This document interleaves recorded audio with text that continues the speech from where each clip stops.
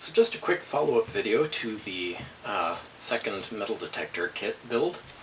I've got this one set up. It's already ready to go and detect stuff, but I wanted to demonstrate how you get it ready to detect. Now, when it first comes to you, it's going to be like this, and it's going to be making a horrible noise, and that's not even as loud as it gets. This is actually what it's supposed to sound like. It's interesting how it goes high-pitched when I unplug it. But anyway, so in order to get it to stop making that annoying noise, you have to take this potentiometer and adjust it until it just stops making the annoying noise. And you want it to be just off. And then you can actually use it to start detecting metal. And this one actually has a pretty close range. The other one that I built, the Villman kit, could detect from quite a long range. This one seems a little more sensitive in the close range, and it'll detect pretty much anything.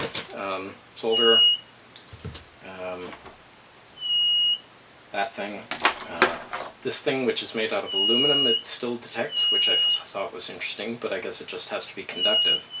This is interesting, because if I lay it on it, it starts to make a weird buzzing noise, the actual screwdriver. But the thing I found fascinating, I thought it had to be something with iron content that would trigger the metal detector, not just something conductive. But I guess as long as it has some level of permissivity, which is the ability of the material to pass a magnetic field and change it, I guess it can detect it. So I thought, if it's just conductive, I wonder if it can detect carbon fiber. So I have here a selection of uncured carbon fiber cloth that I was going to be using for electrodes for my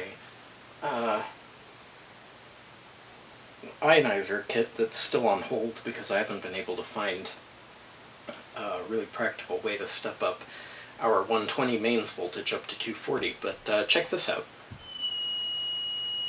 And just to show you that it's not because I'm pressing it against my table, I'll press with my hand, nothing's happening. But if I take this and I press it against it, it detects the carbon fiber as metal. And there's no metal in this. This is just all carbon fiber cloth that's uncured and potentially cancer-causing, so you have to be careful because these fibers are so thin they can get under your skin and do kind of asbestos-y stuff to you. At least that's what I've been told. Don't quote me on that, but anyway, so that's how you calibrate it, and then once it's calibrated, you can use it to detect metal. So, yeah, just a quick follow-up video.